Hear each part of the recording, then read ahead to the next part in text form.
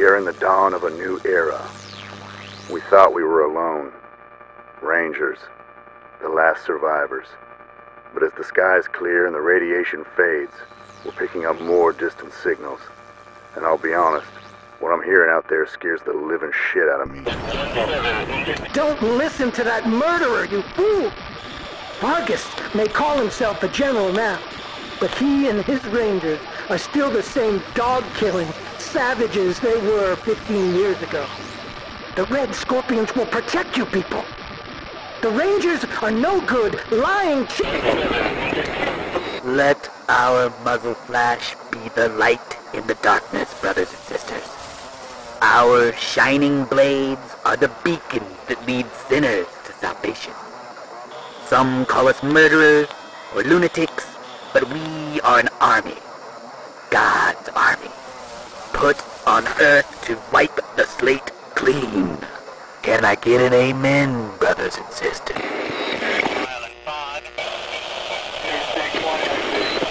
Matthias is your savior. He will make you into a perfect union of man and machine. A race of synthetic warriors who will destroy those butchers in Arizona and bring our clean and perfect future to all corners of the world.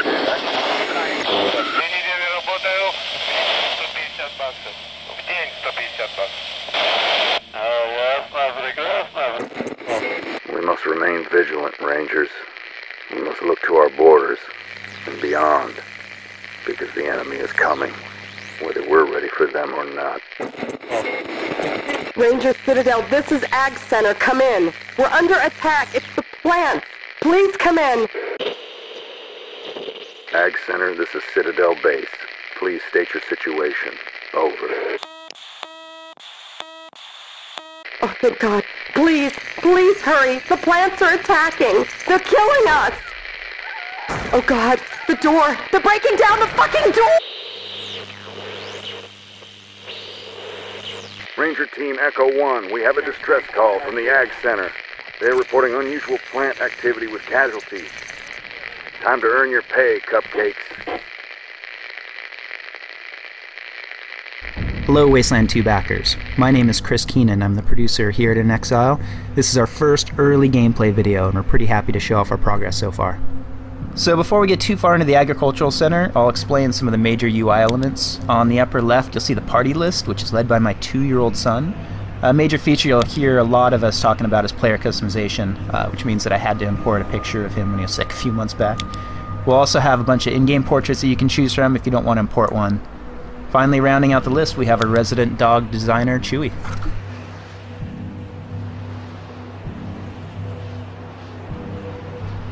So, early on we promised customizable UI.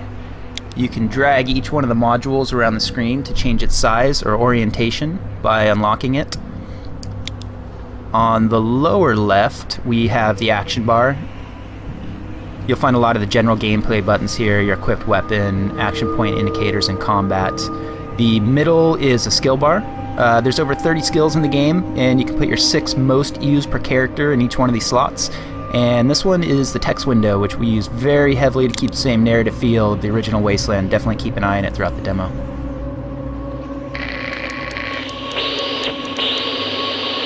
Ag Center, this is Citadel Base. Be advised. Ranger Team Echo 1 is on site and approaching your position. Help is on the way.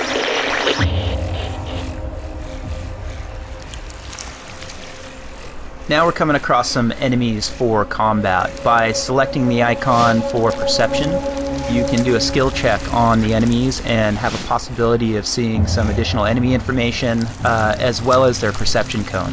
So if you cross paths with that perception cone with any of the Rangers, it starts combat. Right now we're going to spread out the Rangers, get ready for the first encounter, and here goes.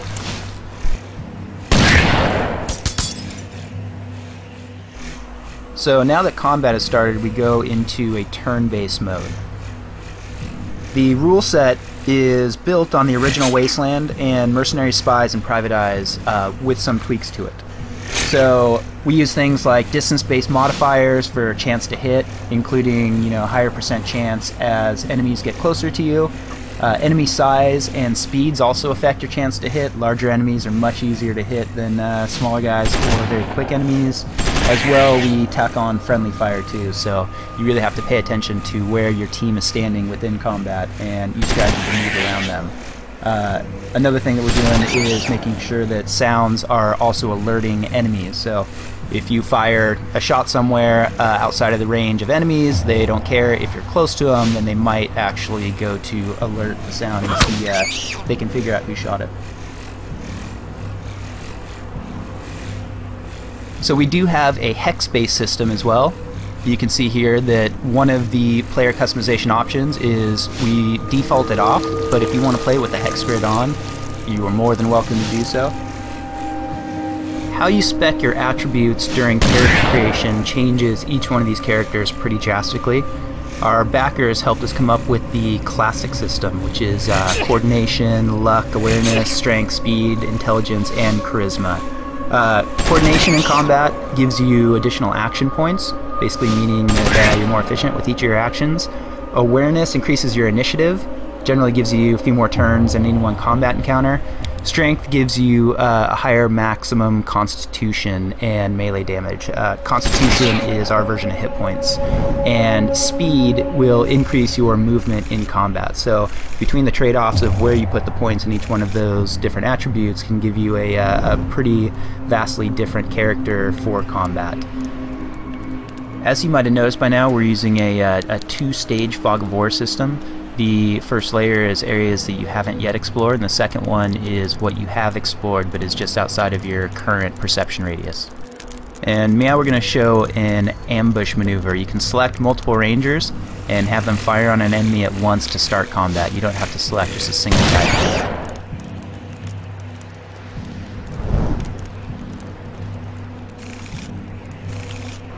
We're coming up on our first locked door, which is going to show off some of the skill usage. So I can go down and select lockpick with Chewy and trying to use it on the door. You'll see that it said it was a medium skill difficulty. Takes a little while for the skill bar to go up, and he failed. So in character creation, he wasn't necessarily spec'd with a very high lockpick skill. I can try somebody else, like Natasha, who does have a high lockpick skill. Hers said simple, which makes it a lot easier for her to open these doors. As you progress through the game, the difficulty of the obstacles will continue to get harder, and the more that you use each one of your skills, the better that those skills will get. So here we had a different guy. Chewy is the safecracker, so he went in, was able to open it up. We got a canteen, now we're moving out.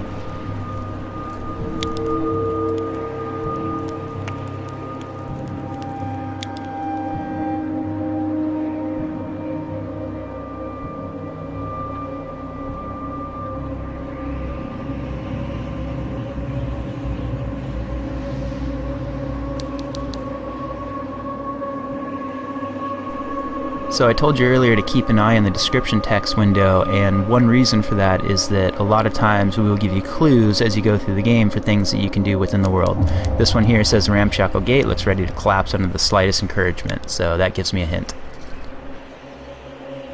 Now I can select brute force with Natasha, have her use it on the gate. Success, and now we made it through. We'll grab the ranger team, move them through the giant vegetables. It looks like they spotted an enemy up north. And we'll use perception on him to see what he can see.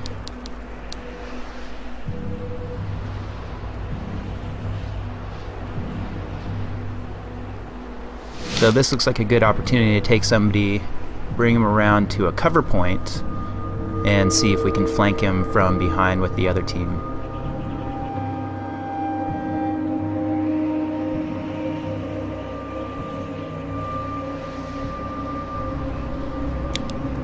So we're going to take MCA, put him into cover, and have him take a quick shot at the wrecking crew. The wrecking crew guy goes to cover. So cover plays a pretty big part in the game. When you are in cover, anybody shooting at you has a penalty to their chance to hit. So you can see by the other guys flanking from behind, they're getting a much higher chance to hit with equivalent weapons than MCA is in cover. and they took him out.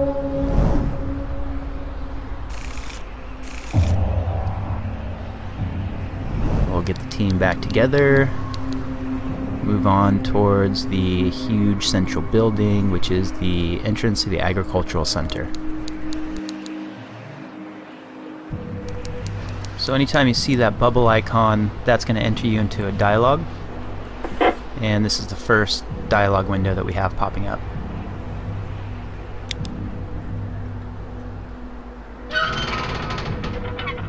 Looks like she let us in. The Rangers going to make their way into the central complex.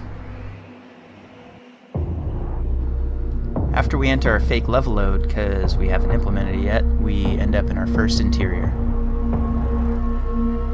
Now the Rangers are introduced to Kathy Lawson. Both Kathy Lawson and Matt Forrestal were some of our first $1,000 backers. In fact, Matt was the very first one that we had. This also gives a good glimpse of the keyword system that we're using. So on the left-hand side, you have your local keywords, and those are ones that Kathy specifically cares about. As you go through the conversation, you will branch into different keywords, or you might close off some other ones, and the ones that you keep will go into the regional keyword section. Also big keywords like missions or anything that is a large item within the world will show up in the regional keyword section.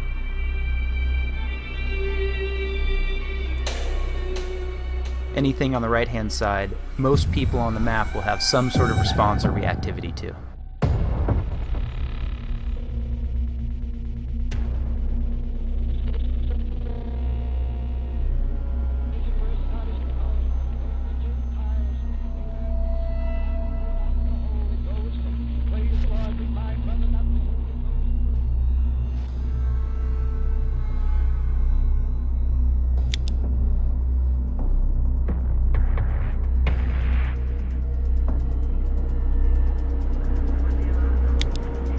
Kathy here is essentially giving the Rangers their first mission to do inside the agricultural center.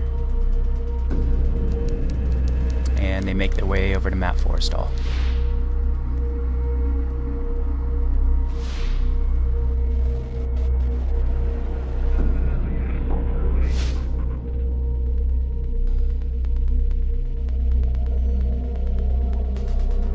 One big advantage we have with this game is that we've already said we're not going to do a ton of voiceover work on it. So being that it's text-based, we can do pass after pass of reactivity going through there. So we can make sure that people are responding to specific items that you're wearing, to, you know, male or female in the party, to your charisma level, your strength level, all kinds of different variables.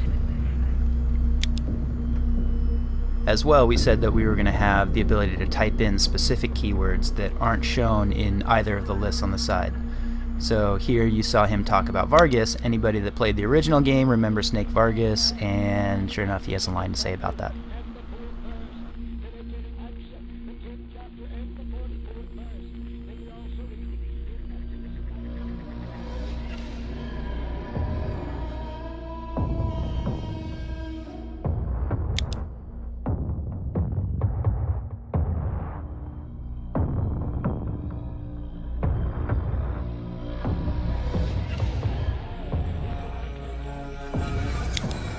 We'll go ahead and finish up the conversation with Matt, and it looks like he's pretty happy with how it went.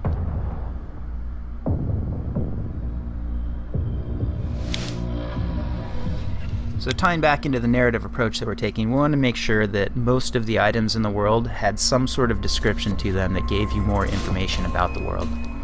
So you'll see that the player chose perception, looked around, anything that highlighted is something that has some sort of descriptive text to it, if you pass the skill check.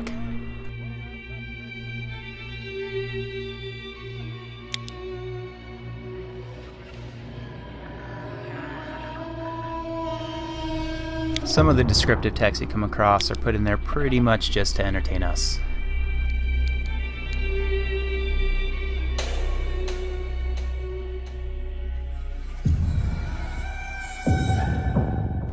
When we originally started the project, we thought we were going to leave a static isometric camera, and the main reason for that was due to the art production. We didn't know if we were going to have enough time to be able to prop out all corners of the world, and our artists so far have done a fantastic job with help from the community, so we are able to actually move the camera around and allow you to control the direction of the camera.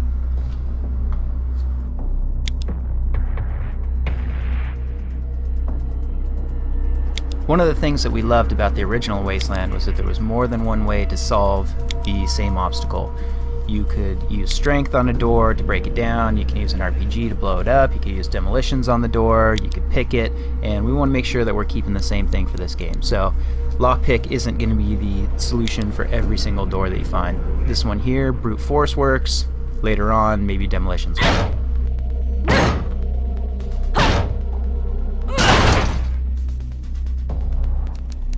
Now that we've broken into the door, we can get some loot.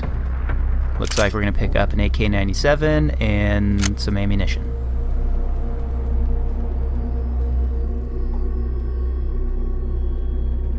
Now we'll grab the rest of the team and continue exploring the halls of the Agricultural Center.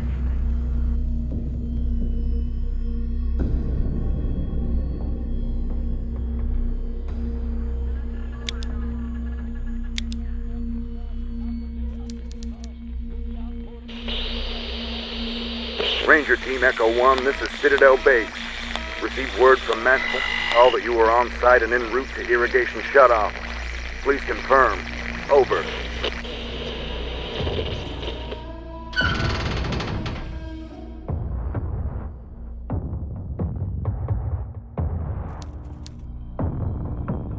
Here's a door that the Rangers probably should be using alarm disarm on, and when they don't, bad shit happens.